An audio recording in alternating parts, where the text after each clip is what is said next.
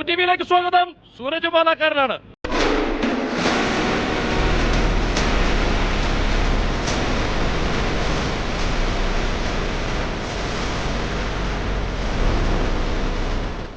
പ്രിയപ്പെട്ടവരെ, പാലായുടെ ചരിത്രം തിരുത്തിക്കുറിച്ചുകൊണ്ട് UDF-ലെ പ്രിയപ്പെട്ട സമുന്നതനായ നമ്മുടെ പ്രതിപക്ഷ നേതാവ് VD സതീശൻ നയിക്കുന്ന പുതുയുഗ യാത്ര പാലായി വന്നിട്ടെന്തായി? എന്തെങ്കിലുമായോ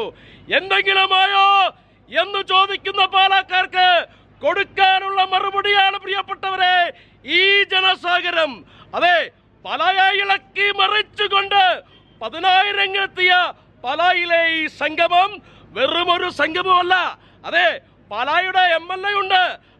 മാണി സി കാപ്പൻ എന്തു പറയാനാണുള്ളത്? പാലായുടെ കാപ്പൻ വരെ ഞെട്ടിയിരിക്കുകയാണ്. പാലായിൽ കാപ്പനോടുള്ള അല്ലെങ്കിൽ പ്രതിപക്ഷ നേതാവിനോടുള്ള പാലക്കാരുടെ സ്നേഹം കണ്ടിട്ടല്ലേ മിസ്റ്റർ മാണി സി കാപ്പൻ? പ്രിയപ്പെട്ട പാലക്കാരുടെ MLA, ഈ പുതുയാത്ര ഒന്ന് തെളിയിച്ചിരിക്കുകയാണ്. ഇടതുപക്ഷ ജനാധിപത്യ മുന്നണിക്ക് പാലായിൽ കാലുകുത്താൻ ഇടം കിട്ടില്ല. വേറെന്താ പറയാനുള്ളത്? തെരഞ്ഞെടുപ്പിൽ വൻ ഭൂരിപക്ഷത്തോടെ UDF സ്ഥാനാർത്ഥി ഇവിടെ വിജയിച്ചിരിക്കുന്നു. അതിന്റെ ഉത്തമമായ ഉദാഹരണമാണ് ഈ പൊരുവേരിലും ഇത്രയും ജനക്കൂട്ടം ഇവിടെ തടിച്ചുകൂടിയത്. പുതുയുഗയാത്ര തിരുവനന്തപുരത്തെത്തുമ്പോൾ പിണറായി വിജയൻ മന്ത്രിസഭയുടെ ശവപ്പെട്ടിയിലെ അവസാനത്തെ അണിയടിച്ചു. പ്രിയപ്പെട്ട MLA വിചാരിച്ചിരുന്നു ഇത്രയും ഒരു ജനസാഗരം, ഇത്രയും വലിയൊരാൾക്കൂട്ടം, ഇത്രയും തെങ്ങി നിറഞ്ഞ കയ്യടി പാലായ്ക്ക് അങ്ങേക്ക് ഈ ജനങ്ങൾ തരുമെന്ന് അങ്ങ് പ്രതീക്ഷിച്ചിരുന്നു? ഞാൻ പ്രതീക്ഷിക്കാത്ത ജനക്കൂട്ടം. സത്യം. അതിന്റെ ഒരു ഹാങ് ഓവർ ഇരിക്കുകയാണല്ലേ?